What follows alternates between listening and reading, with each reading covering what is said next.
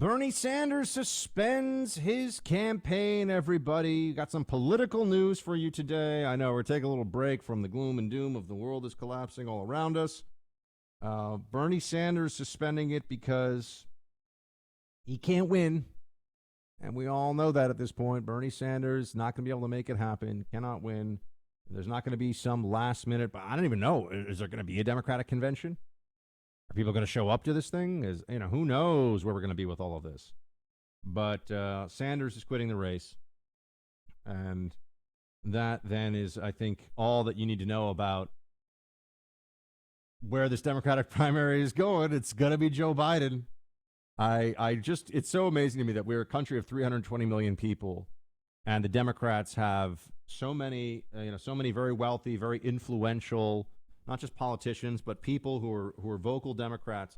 And the best thing they can come up with is the least imaginative, the least inspiring, and the least confidence building at a time when we really need a lot of that in our leadership.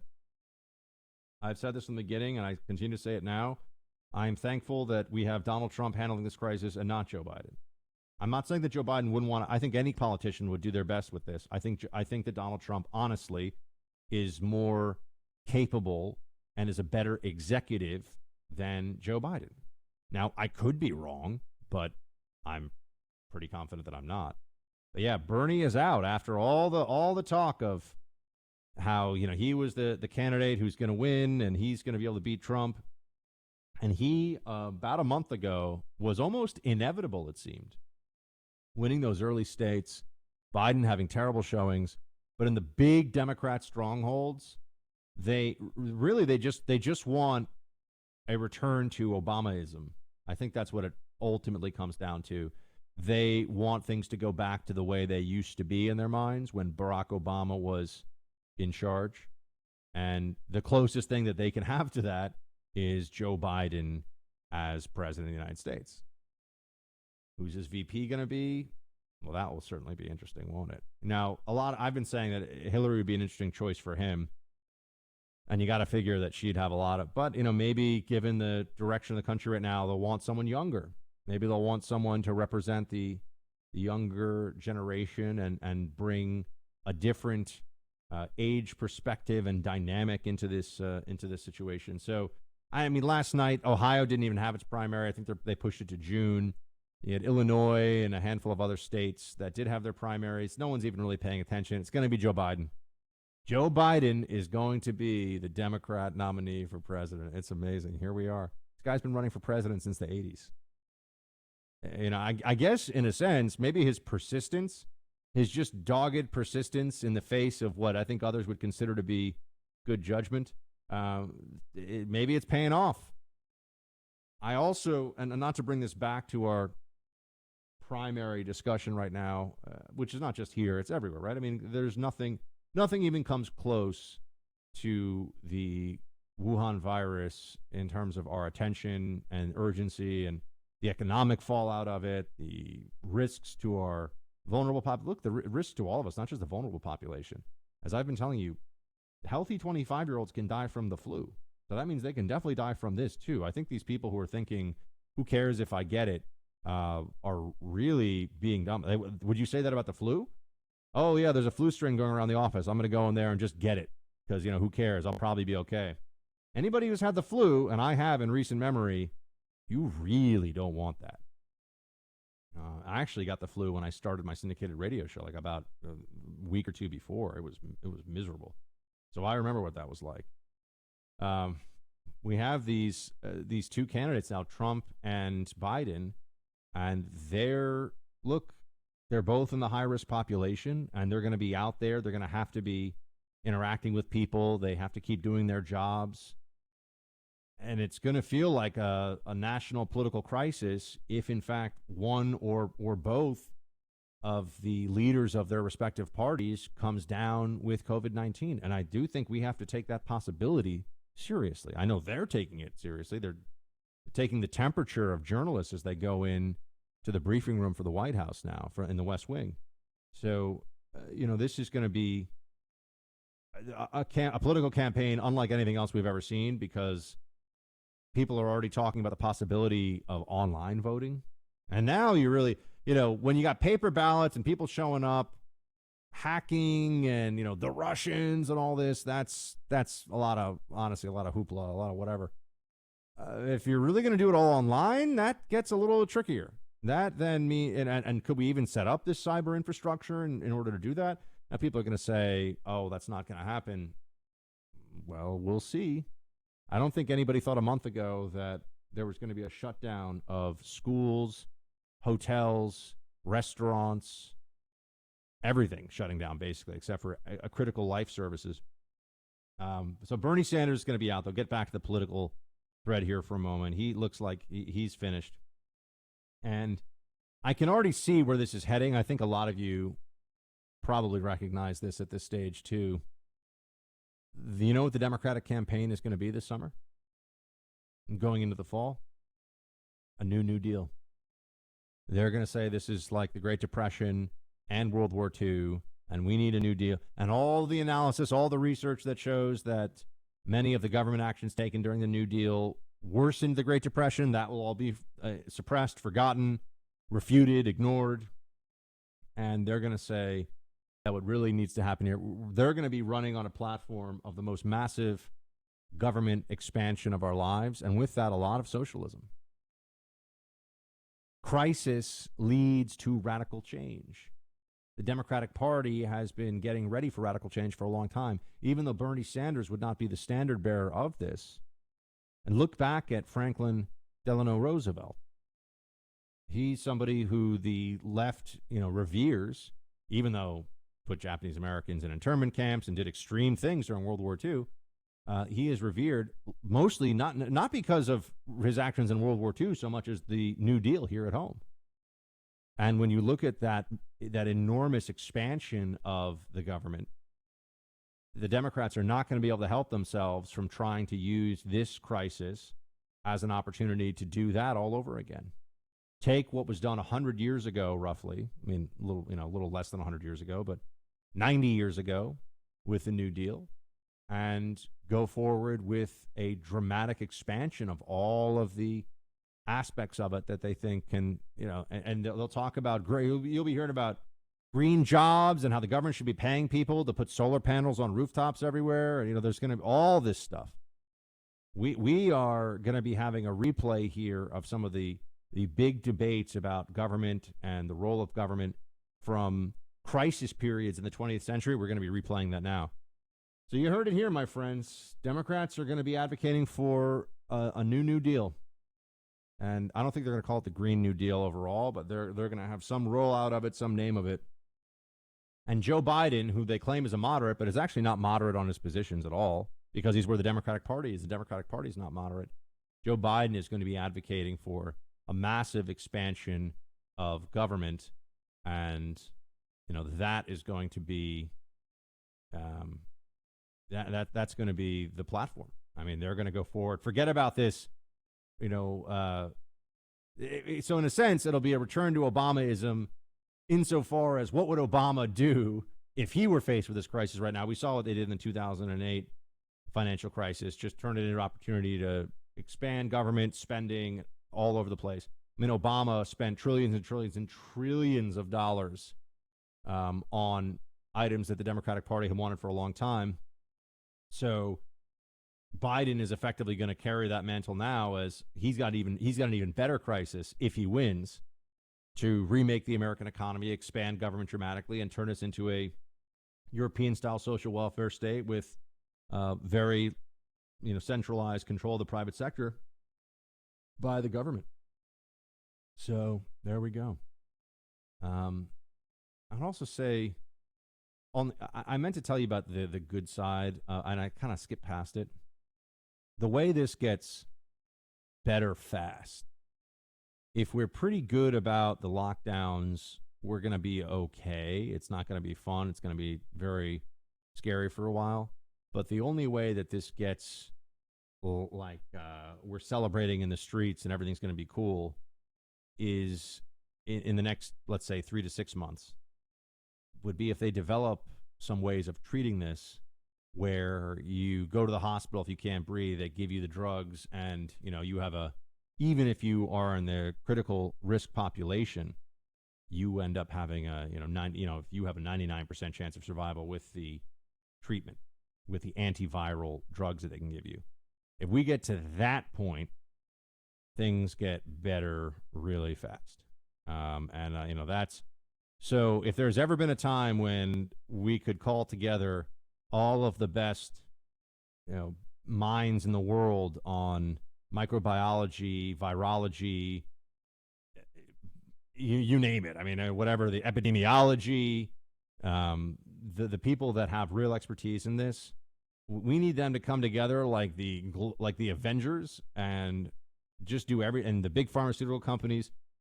We need them to come up with something here to deal with this. We need all the expertise of the world brought together on this one.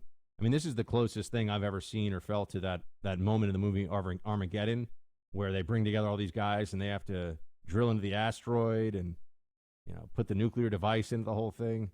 We need a team of like the best deep core drillers on the world, except they're the best virologists in the world, people that study this and come up and team up with the smartest multinational pharmaceutical companies and have some treatment for this.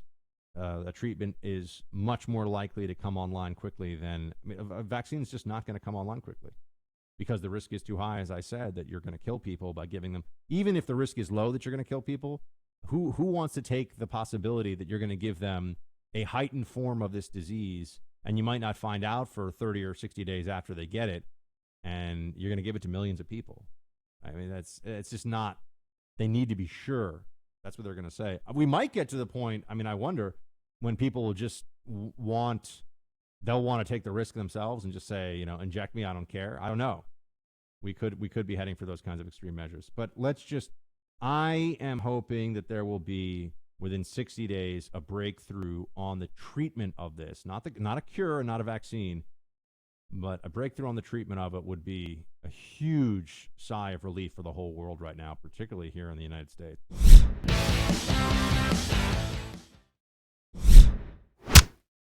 Really does stun me to what degree the Democratic establishment continues to ignore the needs and the ideas of younger people. And if elected president, by the way, it's not only that we're going to fight for our agenda, we're going to involve young people in the decision-making process in a way this country has never seen before, because this is a great generation. So those are major achievements. We've changed the political dialogue in this country.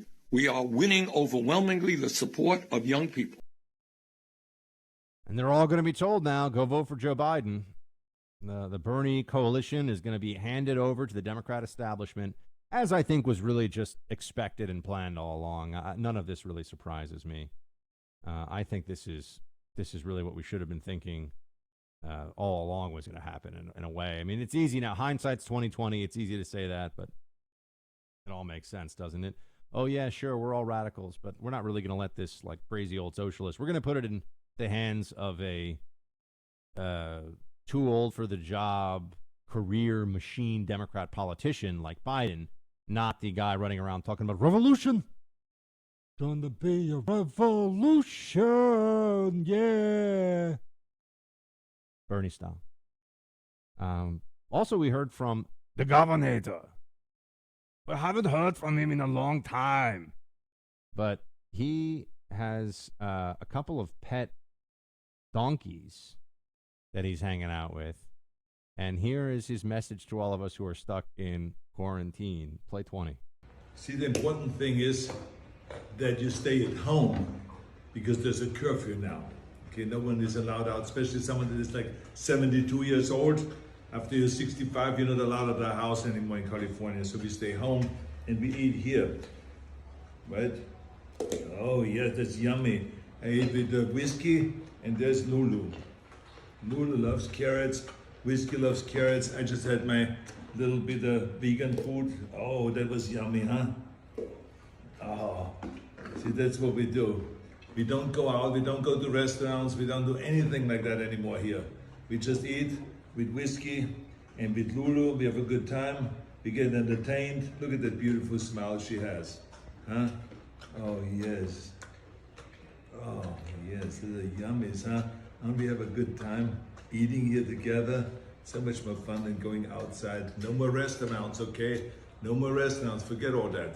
Public gatherings, restaurants, and all these gymnasiums, out the window. You stay home.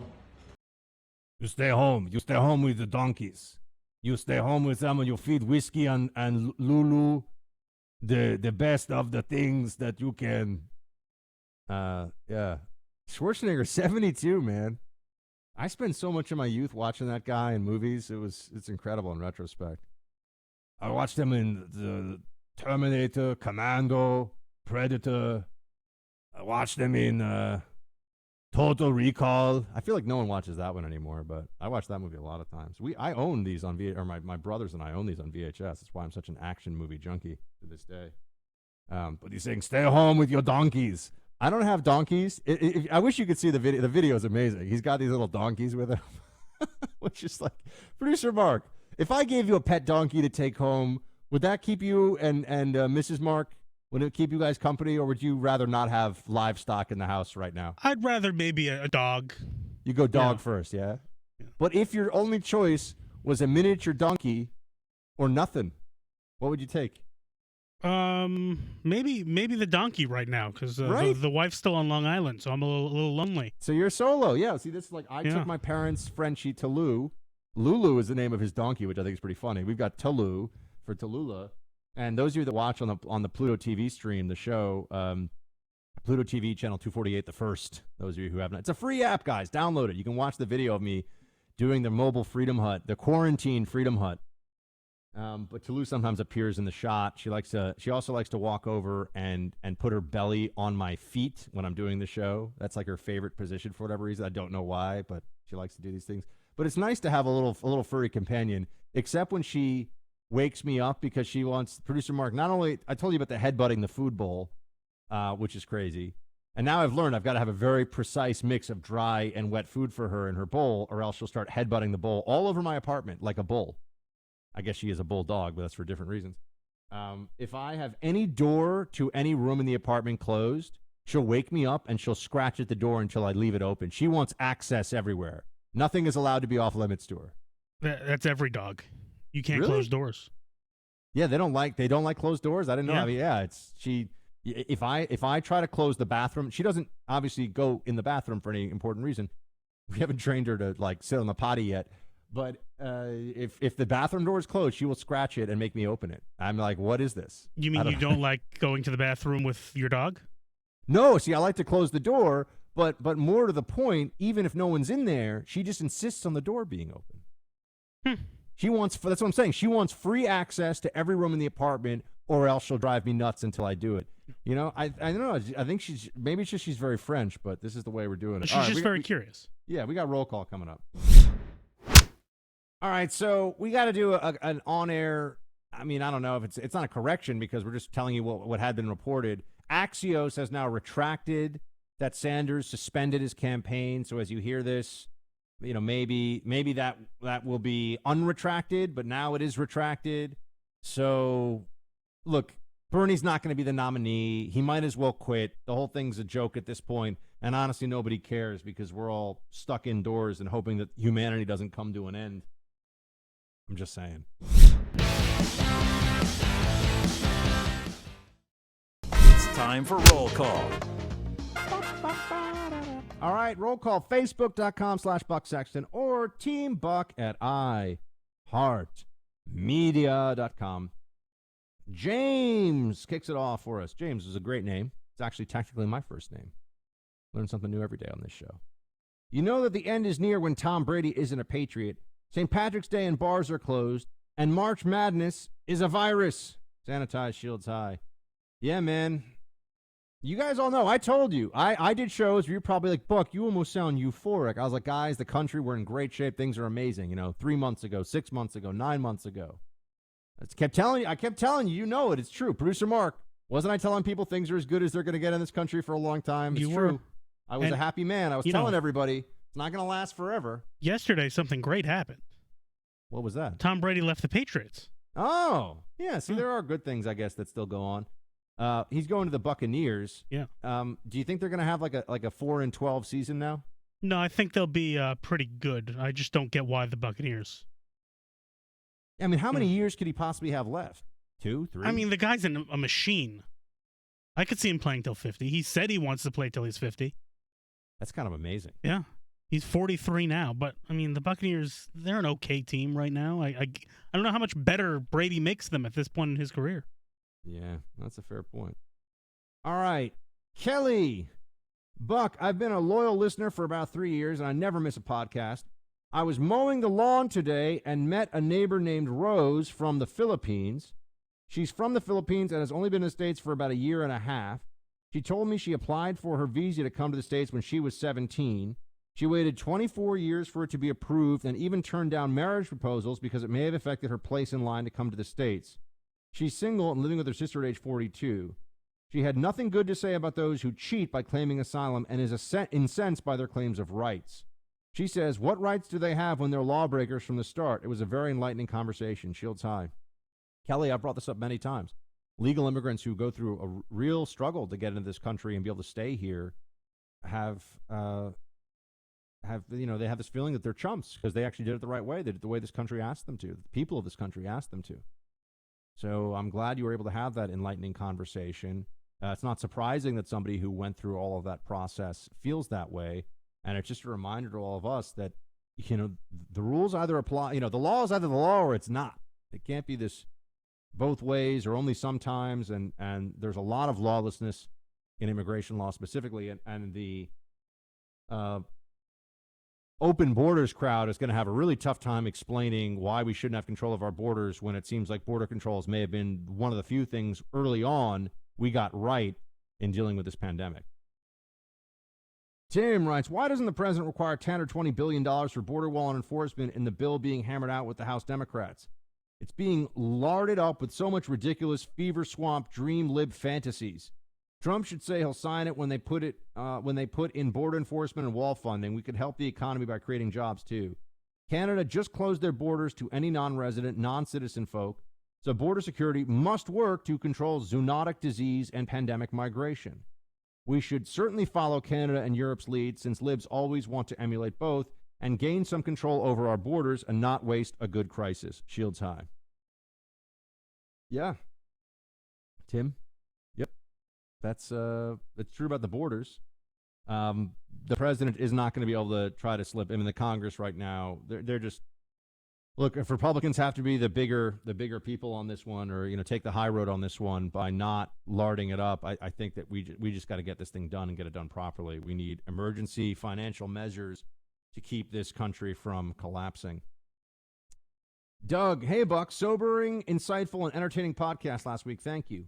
With some downtime, I have been able to go back and listen to past podcasts from the Freedom Hut I missed last year. Wow.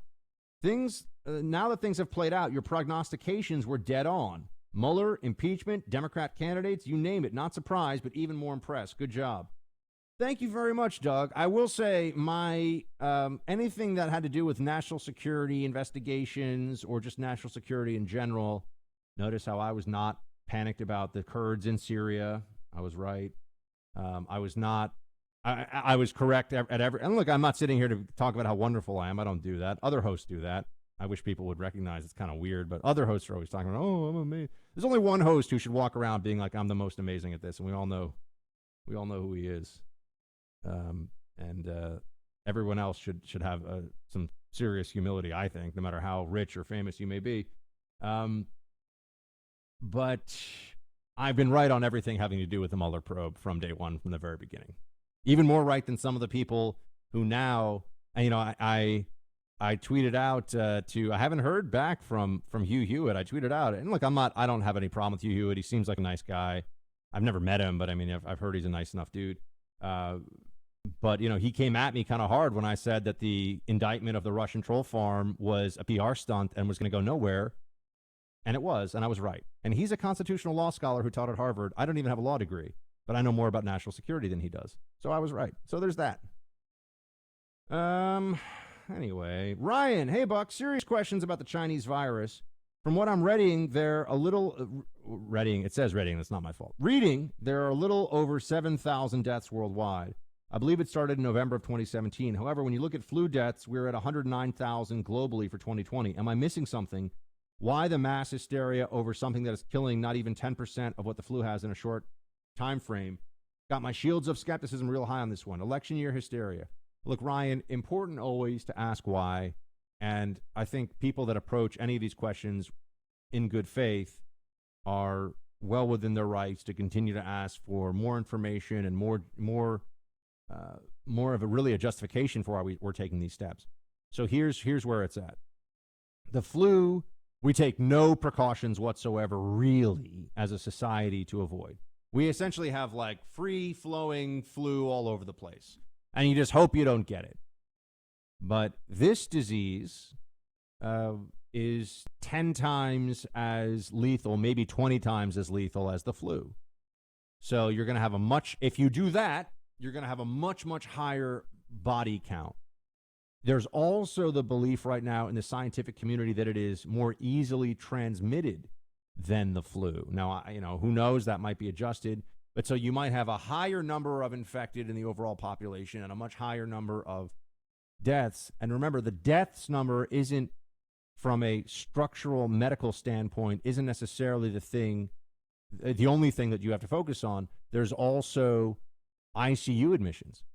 People that have to be in the ICU for 3 or 4 weeks on a ventilator because they get COVID-19, they are, that's a huge drain on the system. And we need to give people that care, obviously, but we can only give so many people that care. There's only so many beds. This is where the Sandinistas and the promise of universal health care and free health care for everyone. Okay, everyone gets free health care according to the government. What happens when you have 1,000 sick people and you only have 10 doctors for them? What happens when you have 10,000 people that need ICU care and you've got 5,000 ICU beds? You're going to wave around the Bernie Sanders proclamation that everybody gets free health care?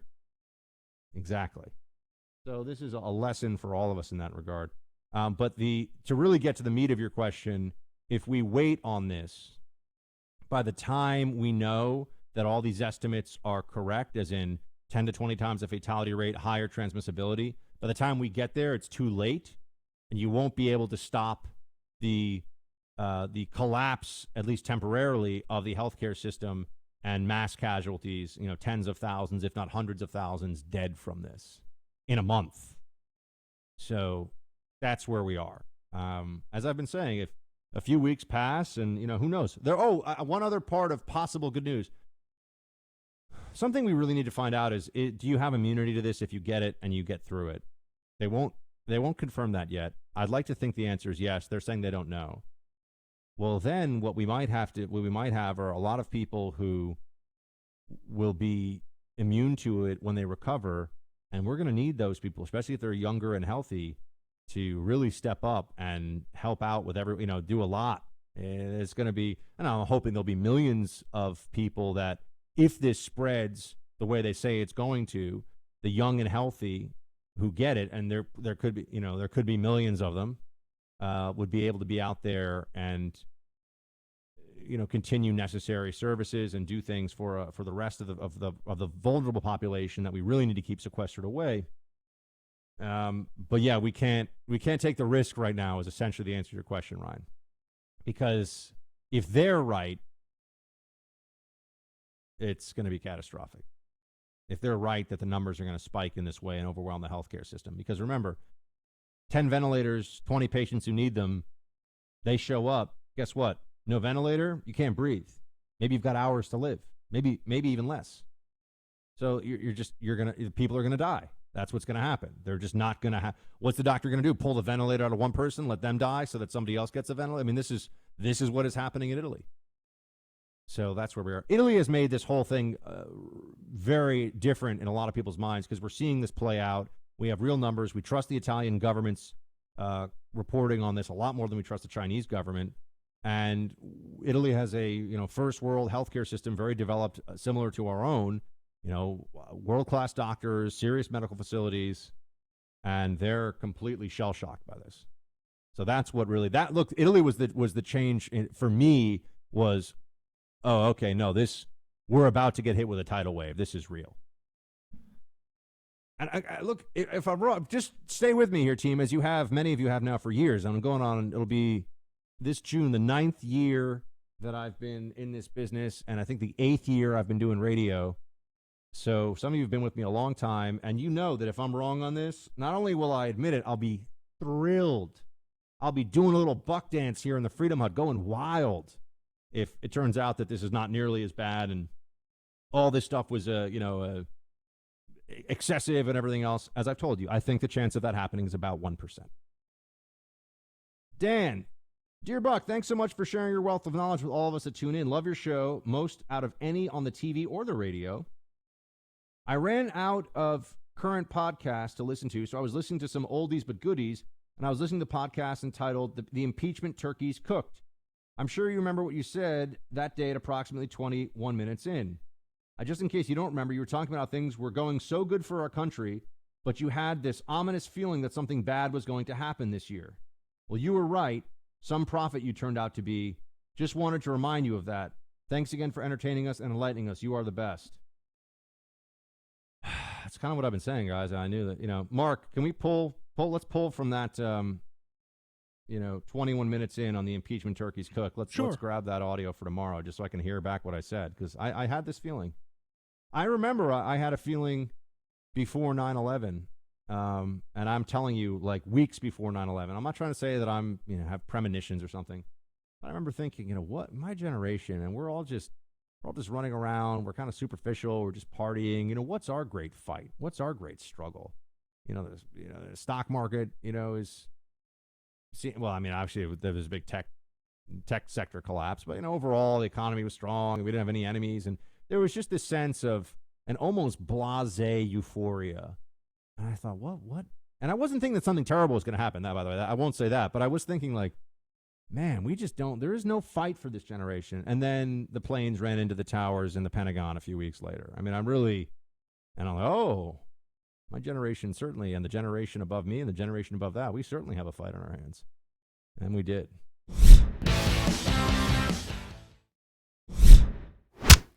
All right, we get Jack. It's really one of my favorite names. I think Jack's a great name. Buck, you asked for feedback from listeners around the country. I find myself in the disappointing position of being in ground zero for the Commonwealth of Virginia. Williamsburg has 9 confirmed cases and 1 death. The schools have been closed for 2 weeks to start with. Most government offices closed at noon on Friday and will be closed Monday. Local businesses are feeling the hit. Grocery stores have some empty shelves, but not overwhelming numbers. In my neighborhood, more people are walking, which can't be a bad thing. I'm working on my wood lathe more. Never let a crisis pass. Yeah, Jack, I want to do more of that. Tomorrow in the third hour, I'll talk to you about how I'm going to try to make a list and actually put it up on the wall of what do I want to accomplish during this time of social distancing. What do I want to accomplish? And by the way, another thing that I've been saying or thinking about I'm going to start doing it. Team, I'd like to do some Facebook Live with all of you where I just sit and we hang out and talk. This will be our way of dealing with social distancing. It's easy. Obviously, I've got a setup at home where I can do this now. So some of you write to me and let me know, is the best time in the evening. That's probably when I'm most likely to do it. Maybe around 7 Eastern. So anybody's done with their workday. I know a lot of people are working from home now, but I don't want to interrupt family time, but, there's also everyone's home all day with their family. So maybe, and you're not seeing family that you don't live near anymore because you're not traveling. So I don't know. I'm just trying to think of when the best time is to do this. But I want to have more interaction with all of you. And I also want to start, I'll pull together the 10 books you must read during quarantine. How about that? That's a good thing for us to have. I'll pull some of them will be books I've already read. Others won't. I mean, I'll tell you that one book that I've already set aside for my quarantine, and you're going to say, I can't believe you haven't read that. And that's why I'm reading it, guys. I admit there are some weird book gaps that I've missed. Buck speak English good. Moby Dick. Never assigned it, never read it. I'm going to be reading Moby Dick while I'm in self-quarantine.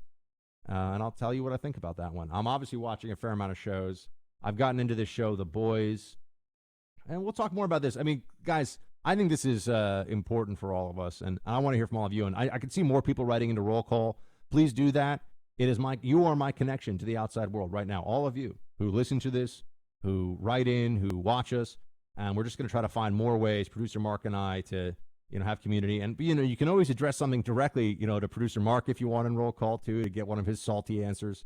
So, guys, reach out to us. We're going to be reaching out to you every day. And we'll be back here tomorrow. We're all in this together. Shields high.